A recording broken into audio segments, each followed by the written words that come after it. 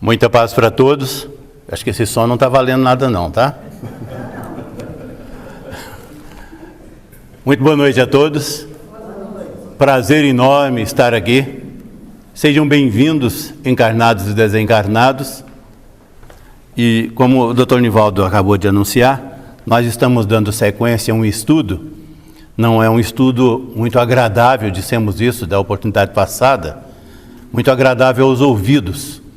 Mas eu sou mais ousado, e principalmente porque eu conto com a presença de todos, e aqui estão presentes médiuns, e estão presentes estudiosos da doutrina. E o estudo da doutrina ele é infindável. Então eu não tenho muito receio exatamente por isso. Além dos nossos irmãos desencarnados, que também são médiuns e são estudiosos e que estão conosco. Então sejam bem-vindos. A necessidade deste estudo é como de qualquer outro estudo. Nós não podemos nos furtar, nenhum de nós, a ficarmos longe dos livros, principalmente daqueles que são da lavra do nosso irmão Francisco Cândido Xavier. São mais de 400 obras. Esses livros do nosso irmão, eles fazem uma complementação daquilo que é a estruturação da doutrina há 150 anos atrás. Nós estamos dedicando este estudo mais em cima do Obreiros da Vida Eterna e um pouco em cima do Nosso Lar. São duas obras do nosso irmão André Luiz.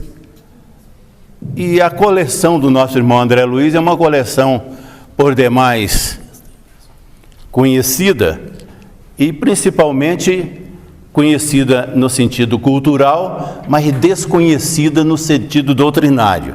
Porque o Nosso Lar é uma obra da década de 40, Obreiros da Vida Eterna é uma obra da década de 40 e nós nem conhecemos. A necessidade deste estudo é para que nós compreendamos o Evangelho de Jesus, que temos 2000 anos, estamos há 2000 anos com ele e não o compreendemos. Temos ainda inúmeras dificuldades. Eu pedi até ao Nivaldo para não fechar o livro, porque eu ia ler exatamente aquilo que ele acabou de ler, mas eu não vou ler não é por nada não, é porque eu não enxergo aqui. A letra é pequenininha. Mas eu ia fazer um comentário a respeito do tópico dos evangelhos que ele leu. Então estávamos dizendo o seguinte: nós não conhecemos o Evangelho de Jesus. Kardec foi criterioso quando ele faz o Evangelho segundo o Espiritismo. Ele vai lá na Bíblia, no Novo Testamento, e pega uns 4 evangelhos, de Mateus, de Marcos, de Lucas e de João, e traz para o Evangelho segundo o Espiritismo, para quebrar o nosso galho, para quebrar o galho dos espíritas. Mas mesmo assim, nós ainda desconhecemos. Então, quando nós estamos aqui estudando as dimensões do planeta Terra à luz do Espiritismo, e hoje é a parte 2, o dirigente aqui não quis falar o que é a parte 2, mas a parte 2 é aquela que nós vamos estudar o abismo. A gente fica imaginando, qual é o interesse de um espírita estudar o abismo? Não, nós estamos estudando as dimensões do planeta.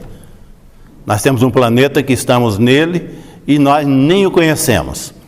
E o estudo que estamos fazendo vai nos facilitar, dentre outras coisas, compreender o próprio Evangelho. Olha aqui.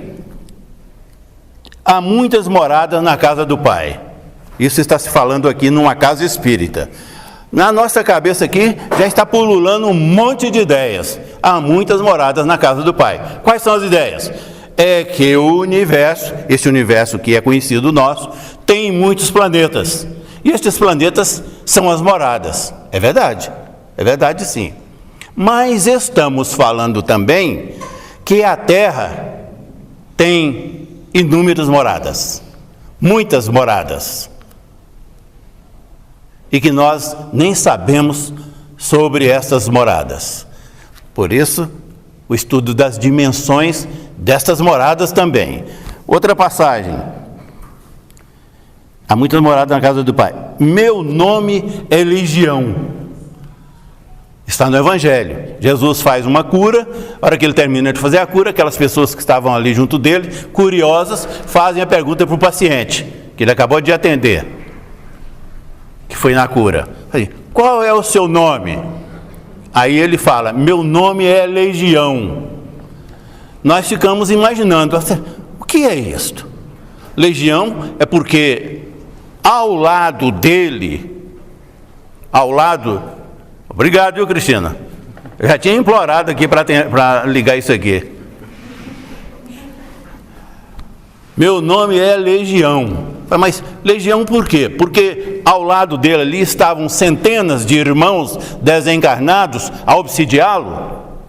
É possível.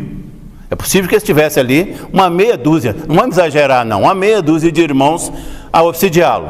Mas, na verdade, ele estava dizendo assim, meu nome é Legião porque eu tenho aqui em mim centenas de personalidades. Sou um indivíduo, mas eu tenho muitas personalidades porque já experimentei a vida no corpo físico por várias vezes.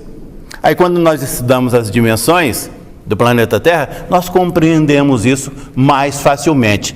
E o espírita não pode se furtar a isso. Os médiuns eles não podem se furtar a isso, porque eles vão para um trabalho mediúnico e ali vão ouvir um monte de conversa, pela mediunidade da psicografia, também. A psicofonia nem se fala, mas pela psicografia que vem escrito, que nós temos a chance depois do estudo. Então, quando nós estamos falando sobre as dimensões, o que é que nós estamos querendo dizer? Nós queremos dizer que a Terra tem 7 camadas vibratórias. Diríamos assim, somos 7 terras. Poderiam, de início, indagar, mas essas 7 terras, elas sempre existiram? Não. Quando aquela nebulosa saiu do sistema solar e começou com o movimento de rotação e translação, ali estava sendo materializada a Terra, que é essa crosta aqui. Nós chamamos de plano físico, a crosta terrestre. Mas nem existia abismo, e nós vamos explicar por quê. E nem existia trevas, e nem existia umbral, porque a Terra não tinha ainda habitantes. Nós, habitantes da Terra, estávamos presentes em potencial. Só depois dos elementos se ajustarem, milhões de anos depois, é que a vida humana surgiu. Quando a vida humana surge, neste plano aqui, na crosta terrestre, aí sim, daqui um pouquinho nós vamos falar sobre o abismo especificamente, e vamos dizer assim, mas o abismo, ele tem assim uma característica de terra há 3.000 anos atrás. É isso mesmo. O abismo existente hoje é o abismo que a Terra experimentou na primeira fase da sua consolidação com o planeta. Porque nós não nascemos assim no começo da Terra. Nós tivemos uma evolução milenar, demorada, lenta, com ajudas que vieram de todo lado, inclusive de Capela, e com a presença de Jesus constante conosco. Mas a Terra, lá atrás, no início, quando os elementos que estavam formando a Terra, na sua movimentação de rotação e translação, ou seja, quando começou a endurecer o solo, a separar a água, ali estavam os abismos. Os abismos existentes hoje são parecidíssimos, e vamos explicar por quê. Então, a necessidade do nosso estudo sobre essas dimensões, esses campos vibratórios, eles estão por aí. Então, o que é uma dimensão? É um campo vibratório. O que é que nós conhecemos disso? Conhecemos que hoje nós temos 7 terras, ou seja, 7 campos vibratórios. Nosso é um. No encontro passado nós dissemos que já estamos no 3º. A Terra, a crosta terrestre, é o 3º campo vibratório. E para onde nós estaremos retornando com o desencarne é o 4º plano vibratório, é a quarta dimensão vibratória, e que nós chamamos de umbral. Bem, quando nós falamos assim, dessas 7 camadas, nós temos a quarta, depois temos uma quinta, que não é tão conhecida, a sexta e a sétima. A sétima já é uma dimensão crística, que também conhecemos muito pouco. Mas imaginemos Brasília. Brasília é uma cidade, hoje é a terceira capital, é a terceira cidade do país em população. Ela perde para o Rio e para São Paulo.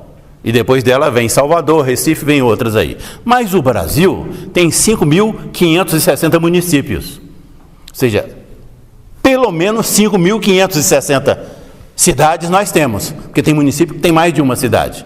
São cidades grandes, pequenas, cidades evoluídas, cidades não evoluídas. O que nós estamos mostrando é que mesmo estando nessa terceira dimensão vibratória, nós temos várias divisões.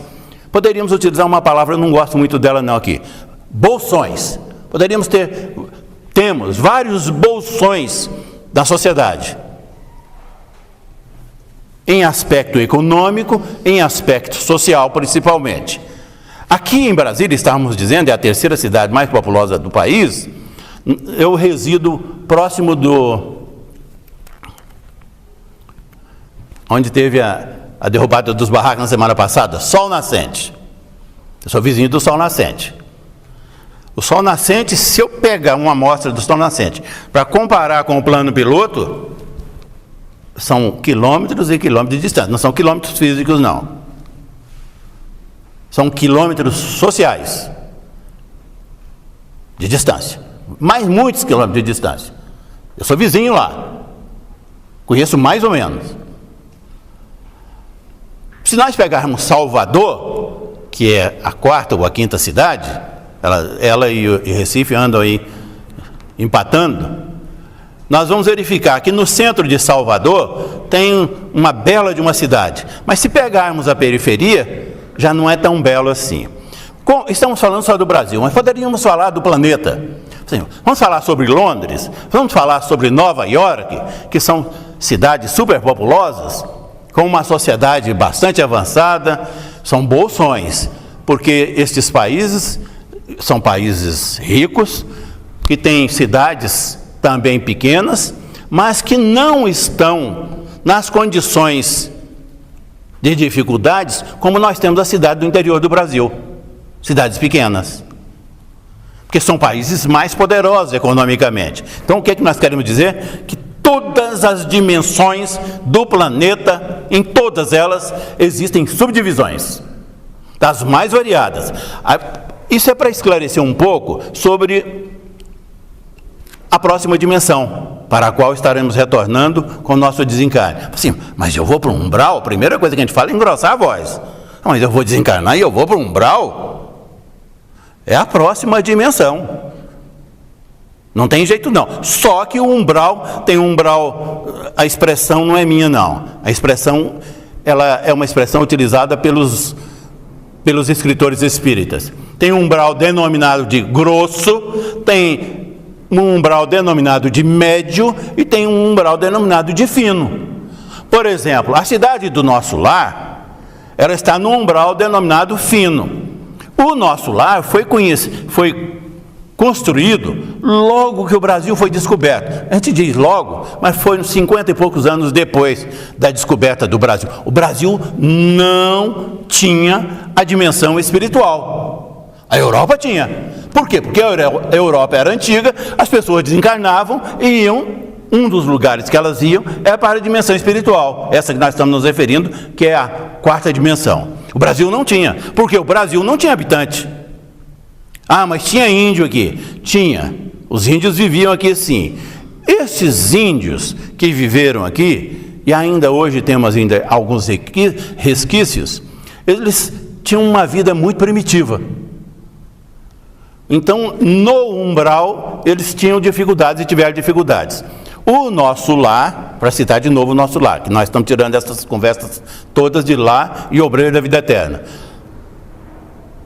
Lá no Nosso Lar, quando ele foi criado, foram portugueses que vieram para o Brasil lá em 1500, viveram aqui, desencarnaram e, ao desencarnar, começaram a criar uma cidade. Mas eles foram noutra cidade para tirar um modelo.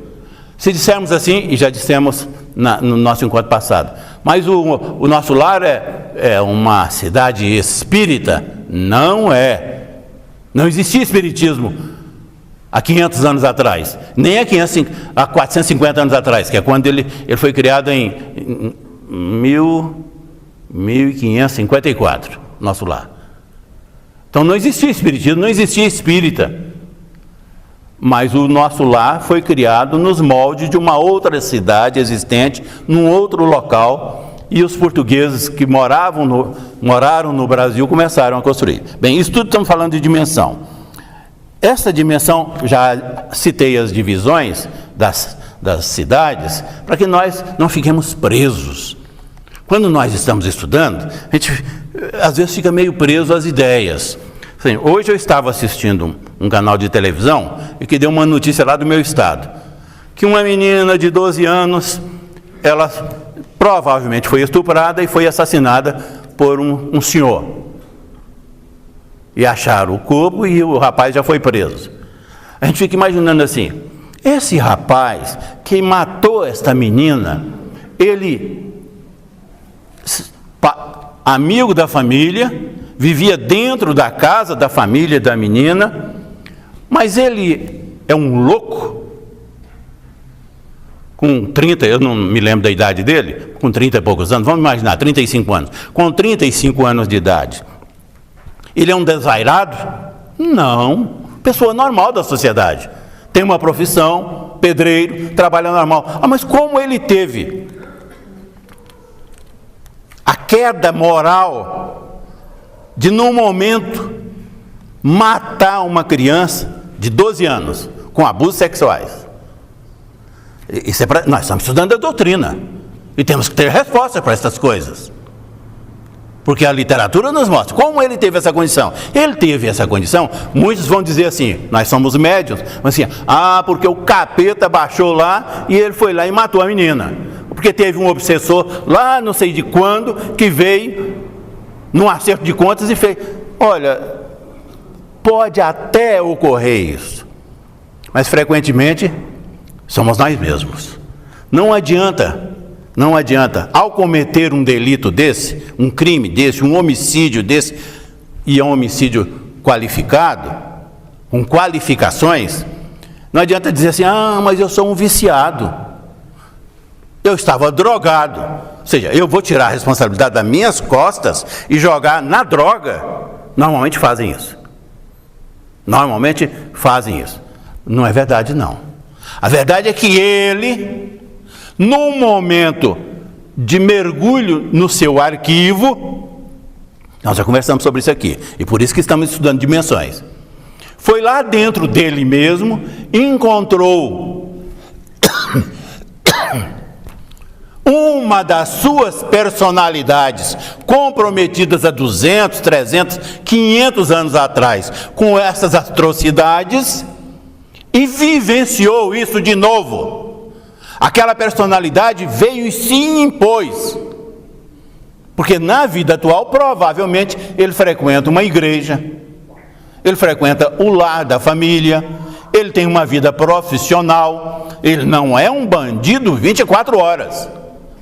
Mas, eventualmente, num instante de desequilíbrio, ele se tornou um bandido. Isso ocorre conosco. Mas eu não sou orgulhoso o tempo inteiro. Mas em determinados momentos, ninguém me aguenta. Eu não sou egoísta 24 horas, a vida inteira. Mas em determinados instantes, o egoísmo me alcança e eu me comporto como egoísmo. Mas passa. Por que isso ocorre? Nós temos que responder para nós. Por que essas coisas ocorrem? É loucura? Não, não é não. É porque eu encontro aquilo que está no meu arquivo e que eu estou com isso dentro de mim há 200, 300 anos atrás. São personalidades que foram fortes, que vêm aqui, neste momento que eu estou tentando dar uma regulada na minha personalidade, eu tenho um Sebastião Martins na minha vida, eu tenho uma comunidade na minha vida, eu tenho um acolhimento da doutrina, eu tenho um acolhimento dos meus irmãos, dos meus parentes. Então eu estou procurando acertar os meus passos. Mas eu tenho mais do que esta vida de arquivo. Eu tenho 40 mil anos no meu pendrive. Então, nesses 40 mil anos, tem coisa que a gente não pode nem lembrar, porque não dá conta de suportar. Agora mesmo, nós estávamos dizendo assim, a Terra, quando começou a se consolidar como Terra, nós, seres humanos, já estávamos por aqui. Então, nós temos experiências vivenciadas lá, e não são boas. Não são boas por quê? Porque lá no Obreiros da Vida Eterna, quem quiser depois dar uma olhada, principalmente no capítulo 13, 14 e... aliás, começa no 10. No 10, começa no oitavo. Oitavo, nono e décimo, esqueça o 14. Depois eu vou falar dos outros capítulos. Mas no oitavo, no nono e no décimo, fala o seguinte, que os espíritos que estão no abismo, fala de abismo, que os espíritos que estão hoje, lá na década de 40, que é Obreiros da Vida Eterna, lá vivendo nesta dimensão que estamos denominando de abismo, esses espíritos, eu vou ler aqui porque eu copiei do André Luiz, eles estão lá por imposição, ele não usa essa palavra não, por imposição da consciência culpada. O espírito vai parar no abismo porque a lei de Deus colocou ele no tribunal e teve um juiz julgando e teve um... Não é isso não. Ele próprio se julga. E a consciência que fica, ela não se apaga assim facilmente, e o sentimento de culpa é muito forte, vai conduzi-lo. O espírito viveu aqui neste plano, nesta dimensão, que é a terceira dimensão, desencarna, e ele será conduzido por este sentimento de culpa. Nós não estamos acabando de falar de uma pessoa normal da sociedade, que de repente, vai lá e assassina uma criança de 12 anos. É isso aí. O sentimento de culpa vai conduzir esta alma para o local compatível com o seu sentimento. É um julgamento dele, mas é da lei de Deus. É a lei que vale para todos nós. Nós não temos um tribunal para nos apontar o dedo, para ler um código, não. Nós é que estaremos nos colocando nesse padrão. Aí o Emanuel não, o André Luiz vem lá na Obreiros da Vida Eterna e diz assim, que os espíritos que vão lá, eles vivem em um estado de primitivismo, no estado de primitivismo. Ora, nós não acabamos de falar que a Terra já teve um estágio de primitivismo alguns milhões de anos atrás, quando ela começou a se consolidar, a se organizar como Terra? Homo sapiens. Foi necessário que Jesus fosse lá em Capela pedir ajuda para que de lá viessem alguns irmãos já um pouco mais evoluídos de outro planeta, para nos dar a oportunidade de ter um corpo físico que nós não tínhamos. Nós não tínhamos. O símio, ele se desenvolveu nos estágios que foram possíveis serem desenvolvidos, como um macaco, mas só parou ali. Havia necessidade de uma evolução, e Jesus vai e convida os capelinos para virem para cá.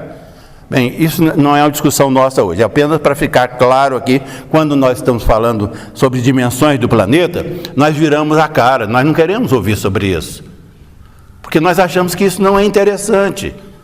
Pois é interessante, é bastante interessante para nós compreendermos a nossa própria existência e para compreendermos a existência do planeta amoroso, querido, que nos recebe, chamado Terra. E para sabermos que não tem só essa Terra, mas tem 7, Assim, mas eu citei agora mesmo Brasília como um exemplo, uma cidade com 3 milhões de habitantes. Eu desencarno, o umbral que eu vou cheirar, se a minha consciência de culpa não for forte, que eu vou me aproximar por afinidade, por padrão vibratório, que existem nas dimensões, é um umbral onde está situada uma cidade chamada Brasília. Nós temos uma cidade denominada, aqui no centro, vamos ficar aqui mais perto, aqui no núcleo Bandeirante, nós temos nessa dimensão, na 4ª dimensão, uma cidade no umbral, que é o núcleo Bandeirantes. Assim como temos o Sebastião Marte. Temos um centro espírita nessa dimensão. Assim como temos outra cidade, que já mencionamos aqui, na divisão dos... Bem, o chefe disse que hoje eu posso exagerar aqui no tempo, então eu nem vi, mas... Nós temos uma outra cidade que é um terceiro núcleo bandeirante e que está no umbral, mas está numa dimensão, num campo vibratório, que é como se fosse um núcleo bandeirante de 60 anos atrás, quando ele começou. Num padrão vibratório primitivo para a cidade. Por isso que dissemos, e o André Luiz aqui está dizendo aqui, que em estado de extremo primitivismo. A própria natureza, nós estamos encerrando, viu, pessoal? A própria natureza, ela expressa muito sofrimento quando se fala dessa dimensão do abismo. A impressão que se tem é de estar num ambiente de alta temperatura. Palavras do André Luiz, quando ele escreve Obreiros da Vida Eterna. Ou seja, hoje... Assim, mas aí vamos comparar com a Terra lá alguns milhões de anos atrás. Vamos botar milhões, não, meia dúzia de 1000 anos aí, 6 mil anos, 5 mil anos. Na fase primitiva. Era assim também. Apenas evoluiu, nós temos hoje uma dimensão que é a nossa, que evoluiu, mas essa dimensão, que é essa dimensão da Terra, desse período primitivo, ela ainda existe. E os espíritos que não se cuidam, quando desencarnam, eles, por compatibilidade, vão para lá. No capítulo 20 do mesmo livro, Obreiros da Vida Eterna, narrativa do nosso irmão André Luiz, tem-se a impressão, isso é o André Luiz descrevendo, que estamos numa fortaleza, e aqui ele ameniza um pouquinho, da Idade Média. Nós já estudamos e sabemos como foi a Idade Média. Mas não é só isso não, a gente assiste filmes. Nós temos um monte de filmes aí retratando a Idade Média. Ele está dizendo que é muito parecido. O abismo, lá quando ele escreveu Obreiros da Vida Eterna, da década de 40, é muito parecido com essa Idade Média.